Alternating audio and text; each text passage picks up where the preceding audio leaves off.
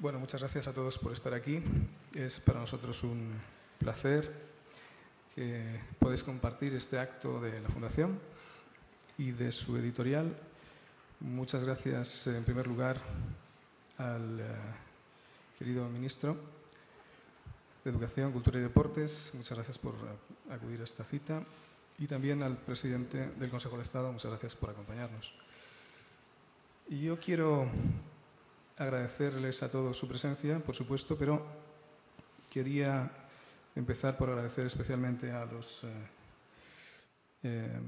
presentes en la mesa que van a compartir con nosotros este rato de agradable charla, conversación sobre un magnífico libro que hoy presentamos y que además estamos viendo que funciona muy bien en las librerías. Estamos muy contentos por ello. Para la Fundación ha sido un trabajo intenso de varios meses y yo quiero agradecer también al Departamento de Publicaciones, a quienes han trabajado en él, especialmente al director adjunto, José Manuel de Torres, el gran trabajo que ha hecho durante estos meses. Bueno, yo voy a intentar no extenderme demasiado, pero sí quisiera hacer un par de reflexiones sobre la importancia que la Fundación y yo mismo, en particular, concedemos a este libro. ¿Por qué este libro es importante y por qué es importante para nosotros poder presentarlo hoy aquí? Yo creo que hay dos motivos de importancia en este libro. El primero es lo que el libro es en sí. Es un magnífico libro, es un libro que está muy bien escrito, es un libro riguroso, muy documentado, que presenta una calidad de redacción fantástica. Es un libro elegante, es un libro refinado en muchos aspectos y es un libro exhaustivo. Es un libro que en sí mismo, insisto, tiene una gran calidad y eso nos gusta mucho, ¿no? Por supuesto, la responsable de ese trabajo es la autora. Pero además de esa importancia que es evidente para cualquiera que pueda hojear el libro, yo hoy quisiera aludir a otra, a la que podríamos llamar importancia sobrevenida, por cómo se están desarrollando los acontecimientos en España en los últimos meses y particularmente por cómo se están desarrollando en relación a un par de cuestiones que quisiera mencionar. Sorprende hasta qué punto en los últimos meses, incluso semanas, estamos deslizándonos en España hacia una interpretación que podríamos llamar sistémica o estructural o algo parecido a eso, de las cosas que nos pasan, ¿no? De los males que nos pasan y particularmente de la crisis o las crisis que sufrimos. Al decir esto, a lo que me refiero es a que da la impresión de que estamos perdiendo la capacidad de identificar responsables de las cosas y asignarles debidamente, no la culpa, pero sí una cierta responsabilidad, valga la redundancia, por las cosas que se han hecho o que se han dejado de hacer. De manera que llevamos un tiempo en el que pareciera que fuéramos, insisto, deslizándonos, no tanto caminando, sino más bien deslizándonos hacia un territorio en el que lo que tenemos por delante no es comprender las cosas que nos han ocurrido particularmente en los últimos años, sino más bien hacer una revisión general, sistémica, estructural, de lo que somos como españoles o de lo que hemos hecho en las últimas décadas, ¿no?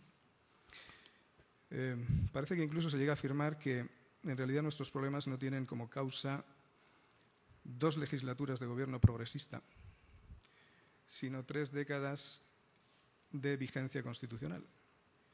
Y yo creo que eso es un error, ¿no? Es un error al que este libro se refiere y que ayuda a corregir.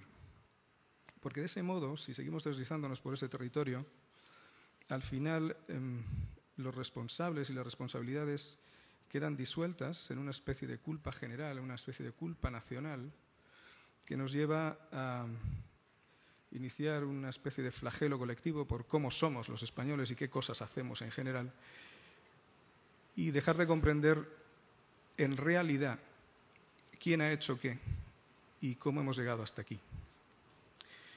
Yo no quiero decir con esto que cualquier propuesta de reforma constitucional o de nuestro sistema político, especialmente las más genéricas y las más radicales, obedezcan a motivos distintos de la buena fe, ¿no? Estoy seguro de que obedecen a la buena fe, pero aparte de eso, me parece que lo cierto es que cada vez que hacemos eso, olvidamos el deber de estudiar cómo hemos llegado hasta aquí, o más bien quién nos ha traído hasta aquí. Pues sometemos a la opinión pública a confusión. Una opinión pública que además hace muy poco tiempo ha dejado bien claro en las urnas qué es lo que piensa de todo este asunto, a quién considera más o menos responsable y a quién no. Porque las grandes propuestas de reforma sistémica o de reforma del sistema político, reforma constitucional, que no se basan en un examen profundo de las últimas legislaturas de nuestra vida política, corren el riesgo, a mi juicio evidente, de hacer creíble la idea de que estábamos abocados a terminar como hemos terminado, hiciéramos lo que hiciéramos. Y al poner el foco en las carencias del sistema, que sin duda las tiene, las tenía y las seguirá teniendo, y no en la responsabilidad de quien se ha aprovechado de esas carencias para dañarlo, pues se oscurece una buena historia común, que es la historia de nuestra transición y en buena medida la historia de lo que ha venido después, y sin embargo se salva una mala historia común, que es la que hemos padecido en los últimos 7 u 8 años. Ese desplazamiento, ese deslizamiento, insisto, creo que es un error. Es decir, nos estamos deslizando hacia un proceso de rápida exculpación de quien realmente tiene responsabilidades y culpas y de rápida inculpación de todos nosotros, de España, de lo que somos como españoles, de nuestra historia, de los errores que al parecer cometieron unos señores hace 30 o 40 años que deben de ser mucho más graves que los que se han cometido recientemente. Yo creo que eso, insisto, no es cierto. Quiero evocar una expresión que Julián Marías empleó, por cierto, en el periódico ABC, en el diario ABC, hace algún tiempo, para aludir a un fenómeno parecido a este. Él hablaba de la complacencia indebida. Y probablemente en algunas de estas cuestiones existe una complacencia indebida. Una complacencia que apele incluso a un cierto patriotismo o un espíritu cívico que, aun siendo sincero, causa ruido y tiene un efecto nocivo, entiendo yo, sobre la opinión pública. Porque esta crisis, estas crisis, que sin duda son muchas cosas, a mi juicio, y yo creo que estas son las grandes virtudes que este libro tiene porque la ilumina, esta es una crisis progresista y nacionalista sobre todas las cosas. Esta no es una crisis conservadora, no es una crisis centrista, no es una crisis liberal, y creo que tampoco es una crisis española si por tal cosa entendemos que la causa es España como es. Ni la destrucción institucional que hemos padecido, ni la discordia pretendida y conseguida en buena medida, ni el sectarismo, ni la frivolidad, ni el disparate presupuestario, ni la desmoralización social, en las diversas acepciones de esa palabra, están incoadas y mucho menos están mandadas en la Constitución del año 78. No nacen de ahí. Todo eso que tenemos hoy tan presente y que tanto nos inquieta nace de las decisiones que más o menos libremente, básicamente libremente, se han tomado en España por su gobierno entre los años 2004 y 2011. Eso, insisto, creo que es importante decirlo, porque esas decisiones tienen responsables y tienen una inspiración ideológica que es el progresismo, que también está no solamente contado, sino estudiado a fondo y diseccionado en este magnífico libro.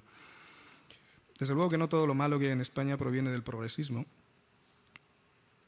pero sin duda alguna lo hecho por él, o en su nombre, o en imitación suya, y quiero recalcar esto, en imitación suya, marca la diferencia de lo que nos está pasando, a mi juicio.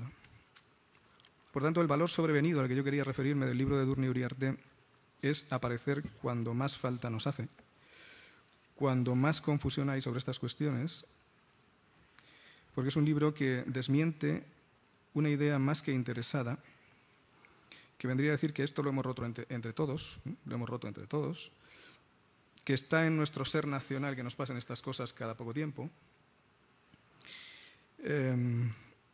y que en consecuencia la única culpa imputable al progresismo es la de ser español, poco más o menos. lo que vendría a ser como que no tendría culpa ninguna porque de ser español nadie tiene la culpa. Entonces, al final, acabamos precisamente allí donde quieren oírnos decir estas cosas aquellos que afirman que necesariamente tenemos que elegir entre ser prósperos o ser españoles, ¿no? Bueno, esto es uno de los efectos de esta forma extraña en la que la vida pública española está desarrollándose en los últimos meses, y me parece que este es un libro muy pertinente en relación con estos asuntos.